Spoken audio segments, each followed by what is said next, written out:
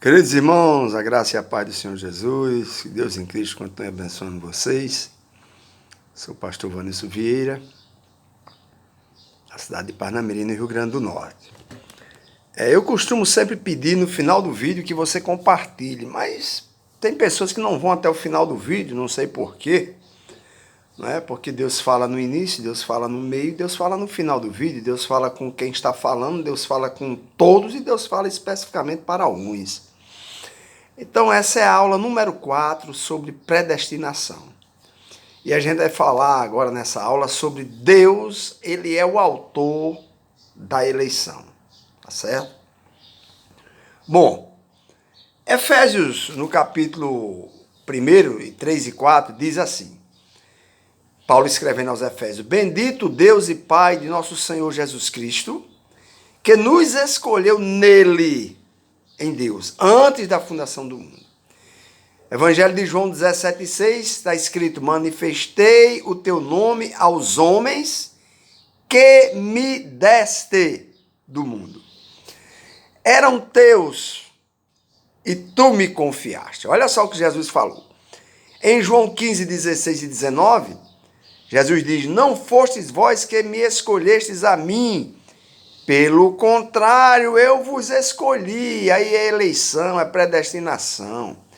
Se vós fosses do mundo, o mundo amaria o que era seu. Como, todavia, não sois do mundo, pelo contrário, dele, do mundo, eu vos escolhi, por isso o mundo vos odeia. Deus é a causa, amados, eficiente da eleição. Não é a vontade humana a causa última, determinante de sua eleição. Não foi o homem que escolheu Deus, e sim o contrário. Então, dentro dessa visão, a eleição ela é eterna. Mateus 25, 34, Jesus disse, vinde benditos de meu Pai, entrai na posse do reino que está preparado desde a fundação do mundo. A eleição não ocorre no tempo e sim na eternidade, ou seja, no Kairos. No Kairos, o Apocalipse, para você entender, para Deus já se cumpriu. Para nós no tempo vai se cumprir, mas para Deus já se cumpriu. Entendeu? Então, antes do homem se arrepender e crer,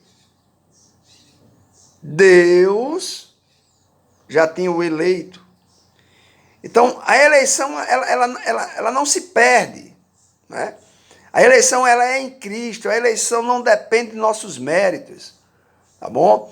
Então, lá em 2 Timóteo 1:9, que nos salvou e nos chamou com santa vocação, não segundo as suas obras, mas conforme a sua própria determinação e graça, que nos foi dada em Cristo Jesus antes dos tempos eternos. Nossa eleição não depende de nada que Deus previu em nós. Nossa fé, obediência e perseverança não são a causa, mas a consequência de nossa eleição. 1 Pedro 1:2, fomos eleitos para a obediência, não por sermos obedientes. Irmão, se fosse por obediência, tinha que ser irrestrita, e ninguém consegue. Estaríamos perdidos. A eleição bíblica é a da graça. O favor imerecido, nós não merecíamos.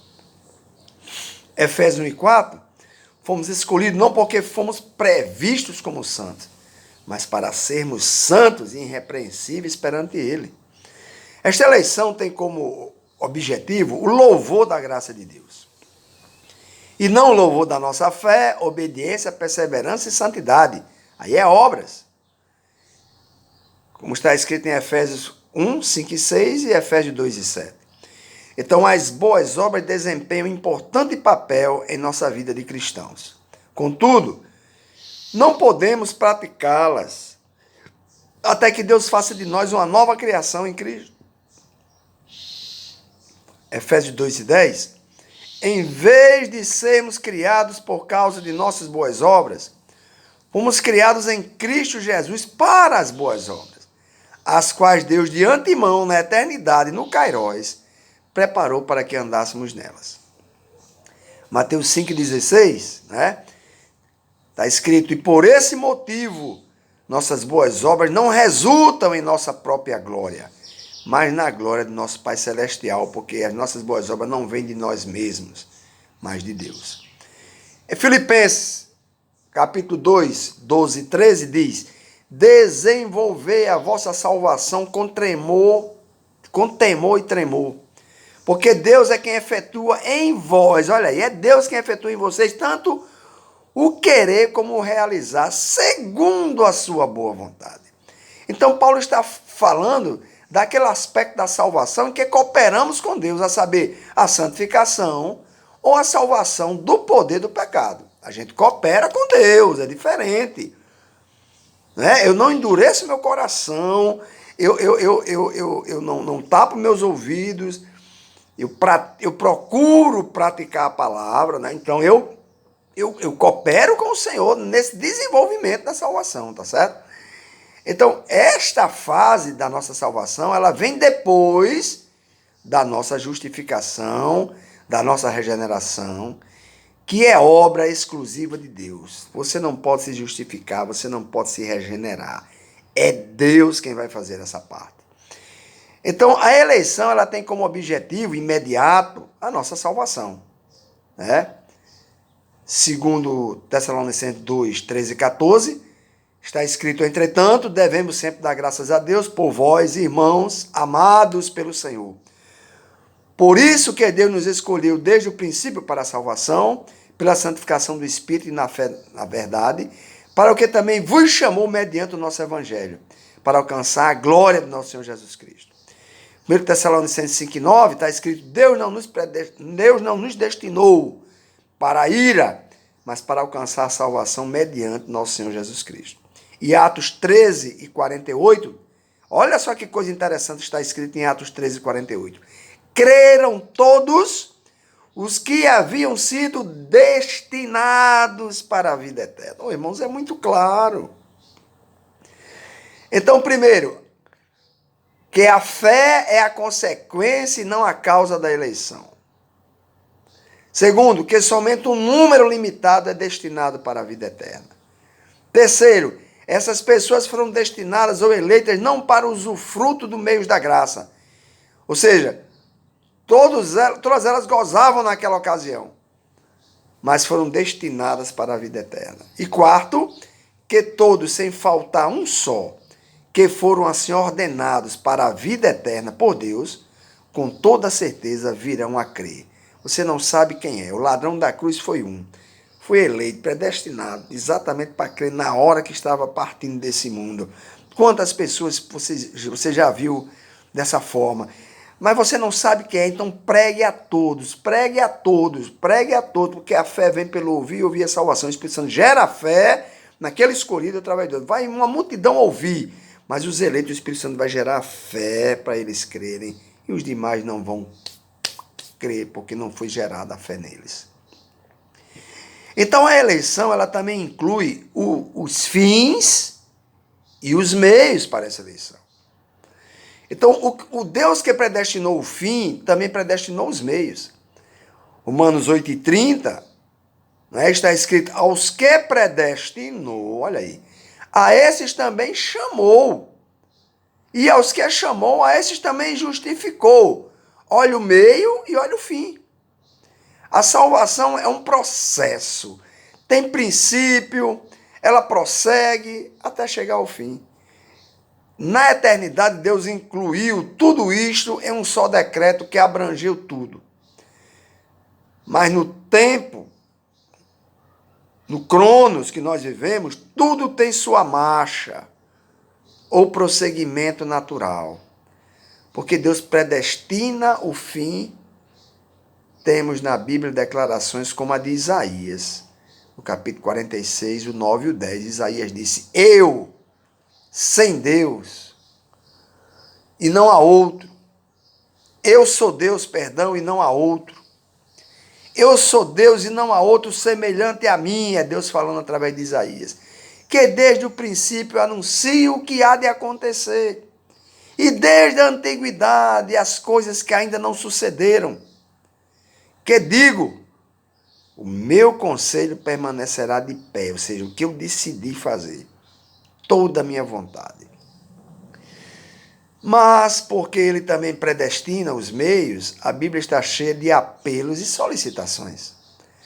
Precisamos anunciar a mensagem. O pecador precisa ouvir e crer mediante a operação do Espírito de Deus, que abre os nossos corações, como no caso de Lídia, lá em Atos 16 e 14.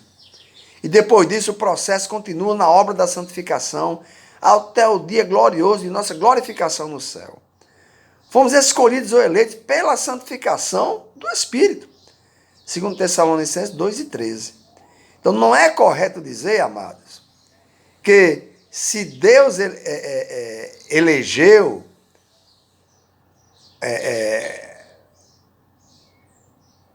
os que vão ser salvos, não precisamos pregar. Está errado, precisamos pregar. Você não sabe quem é salvo. E eles não precisam ouvir e aceitar a mensagem. O que não adianta orar pelos perdidos, porque se forem eleitos, serão salvos. E se não for eleito, nossas orações serão vãs. É errado pensar dessa forma. Não sabemos quem são os eleitos, mas sabemos que a pregação do Evangelho, nossas orações intercessórias, são meios de Deus que Deus incluiu em seu decreto para a realização dos seus planos. Então, o decreto da eleição não garante salvação sem fé e sem santidade, mas mediante a fé e a santidade, estando decretado tanto os meios como o fim. Então, a doutrina da eleição, ela não supõe que Deus constranja o homem contra a liberdade do mesmo. Os não eleitos são simplesmente deixados sós para procederem segundo os impulsos de seus corações perversos. Os eleitos são levados a querer, no dia em que Deus exerce o seu poder para eles, para salvá-los, por eles, para salvá-los. Deus opera neles tanto o querer como o efetuar, está escrito, segundo a sua boa vontade. Então, o ato que os leva a querer não tira deles a liberdade de endurecer o coração. Então, o decreto da eleição apenas torna certo o arrependimento e a fé dos eleitos. Todavia, a certeza antecedente de um ato livre não é incompatível com a liberdade do mesmo. Do contrário, a presciência certa de um ato livre seria impossível. Então, o decreto da eleição não causa fé e não interfere com o agente em sua ação. E certamente também não anula a absoluta necessidade da mesma, ou seja, da eleição. Em Atos 27, do 9 a 14, a gente encontra como Deus predestina tanto o fim como os meios em meio à tempestade do mar. Presta bem atenção a isso. Na viagem de Paulo para Roma. Em meio a uma terrível tempestade, perderam toda a esperança de salvamento, diz Atos 27, do 9 ao 44. Deus, porém, já havia decidido levar Paulo para Roma. E por isso enviou o seu anjo para dizer-lhe que tanto ele como seus companheiros de viagem seriam salvos. É isto que chamamos de predestinação. O Deus onipotente garantiu que ninguém se perderia a vida naquele naufrágio. Se predestinação fosse o mesmo que fatalismo, se excluísse o uso dos meios, eles não tinham nada a fazer, senão aguardar calmamente a intervenção miraculosa de Deus. E não é isso. Então, aguardar calmamente pelo milagre não é a predestinação bíblica. Nesse Atos, livro de Atos 17, do 18 e 24, vemos como Deus empregou vários meios. Presta bem atenção, você pode até reler lá o texto.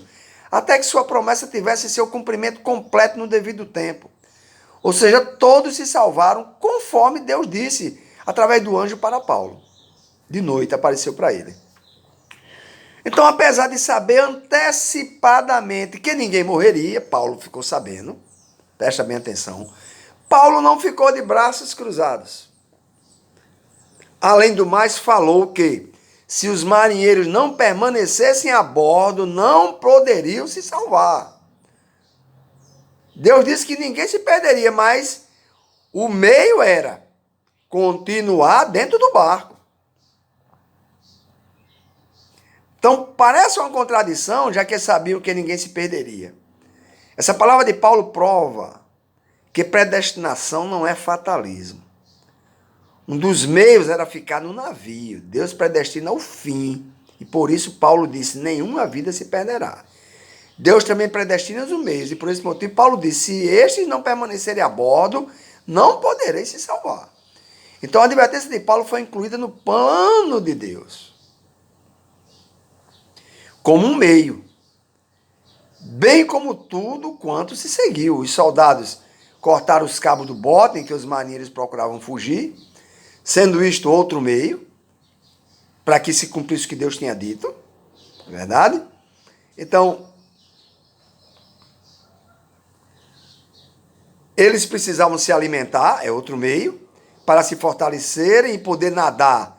Quando chegasse a hora de deixar o navio, está no texto, quando pouco faltava para se salvarem, outra coisa aconteceu que quase frustrou a promessa de Deus, que ninguém se perderia, né? Os soldados eram de parecer que matassem os presos. Oxente, Deus disse que ninguém perderia a sua vida, mas os soldados não vão matar os presos para que nenhum deles nadando fugisse.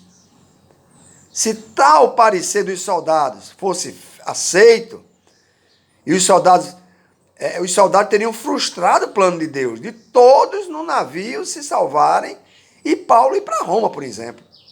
Não aconteceria. Mas nada pode frustrar o que Deus determina, irmãos. Por isso ele empregou outro meio. Qual foi? A simpatia do centurião que comandava o navio por Paulo. Então não deixou que os soldados dessem cabo da vida de Paulo nem dos outros prisioneiros. Então uns nadando, os outros em tábuas, outros em destroços do navio, e no fim, depois de empregar todos os meios, a gente lê no versículo 44, e assim que todos se salvaram em terra, exatamente como Deus antecipadamente tinha dito. Você pode ler Atos 28, do 3 ao 6. Então Deus empregou vários meios naturais e, por fim, até seu poder sobrenatural para realizar o seu propósito. Que coisa linda, que coisa maravilhosa, enche-nos de gozo. Então essa história mostra a harmonia que existe entre os decretos de Deus e os atos humanos. O mesmo acontece na eleição para a salvação. Para conseguir esse fim, Deus emprega meios naturais e sobrenaturais. A proclamação do Evangelho, a leitura da Bíblia, a celebração dos sacramentos, a audição da mensagem por parte dos pecadores, tudo isso são meios naturais. Mas a chamada eficaz, a regeneração, a justificação, são meios sobrenaturais que só Deus pode fazer. Então, vamos ver o que significa a reprovação. Todos os homens são pecadores e Deus podia ter decidido condenar a todos.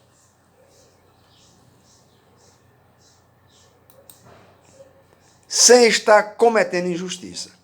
Então, se admitimos a justiça de Deus em condenar pecadores, temos de admitir também sua justiça em condenar os não eleitos, que são pecadores. Então, se Deus elegeu alguns, por que não elegeu a todos? Respondemos com outra pergunta. Se todos nós somos pecadores, Deus não tinha o direito de rejeitar-nos a todos? Então a salvação não é algo que o homem mereça e que Deus seja obrigado a conceder. A salvação é uma expressão de sua graça. E se é da graça, isto é, se é favor não merecido, ele tem o direito de salvar a quantos queira. A uns sim, a outros não.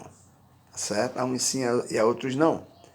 Então não devemos confundir reprovação, ou seja, preterição, é a mesma coisa, com condenação. Preterição ou reprovação é um ato de Deus em rejeitar alguns pecadores. Condenação, entretanto, é um ato de Deus pelo qual ele determina a justa punição a pecadores. Preterição ou reprovação é a recusa da graça de Deus. Condenação é a aplicação das penas de sua justiça. Tá certo? Então, vamos ver uma prova da reprovação. Somente Deus pode regenerar. Se não regenera todos, claro que não é seu plano fazê-lo. Ele não decidiu eleger todas as pessoas. Se a fé é uma dádiva de Deus, e se nem todos os homens a recebem, é claro que Deus decidiu não conceder a fé a todos. João 10:26, Jesus disse, vós não credes, porque não sois das minhas ovelhas. João 10:27-28, Jesus disse, as minhas ovelhas ouvem a minha voz, eu as conheço e elas me seguem.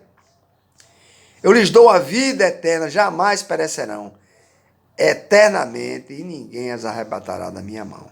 Isso é uma palavra para os eleitos. No capítulo 17 de João, 7 vezes nessa oração intercessora, Jesus mencionou o fato de o Pai lhe ter dado aqueles a quem ele salvou. E foi somente por estes que ele orou nessa ocasião. No versículo 9, presta atenção, né, de 1 João 2:19, né? Então, eles saíram de nosso meio, de João.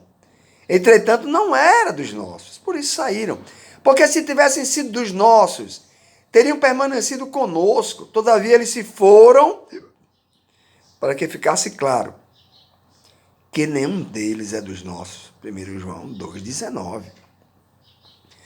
Então, se Deus deu a Cristo um povo especial, a quem escolheu do mundo, claro que o resto do mundo não foi dado a Cristo, não foi eleito.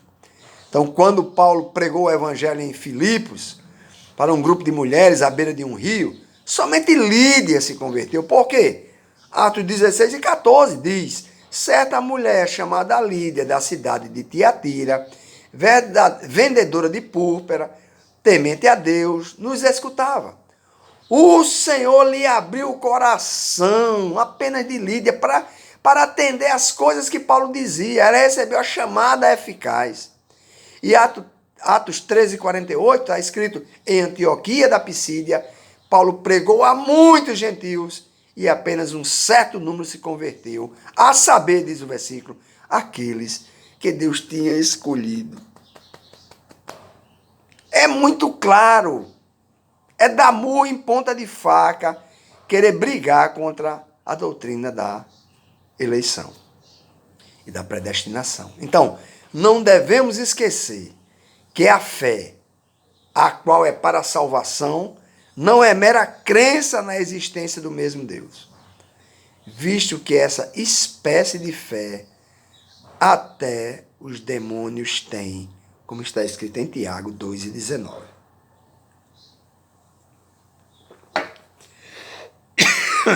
Amém?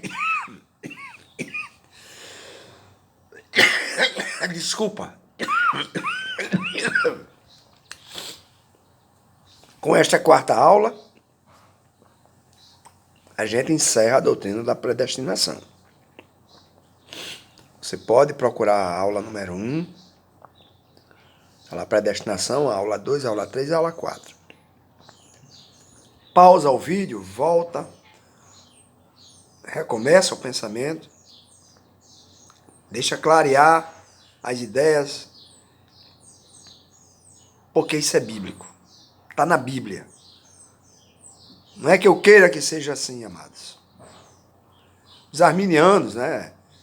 Essa turma aí, com todo respeito, eu nasci na Assembleia de Deus, fiquei lá, nasci desde criança na Assembleia de Deus, fiquei lá até os meus 33 anos, pastoreei no interior, pastoreei na capital, fundei igreja, reformei igreja, construí igrejas. E saí de lá porque eles são arminianos, não creem dessa forma. E então eu ia ficar dando murro em ponta de faca, enxugando gelo, enchendo um pneu de trem. Saí. Hoje eu sou membro da Igreja de Cristo no Brasil, na cidade de Parnamirim. Pastor pela misericórdia de Deus e graça de Deus. E resolvi ensinar a Bíblia no meu canal. Não tenho muitos inscritos, não tenho muitas pessoas que me seguem, não tem problema. Eu não abri um canal para ficar famoso, para receber placa do YouTube, não, isso é consequência. O dia que Deus resolver me dar muitos, é Deus que vai me dar.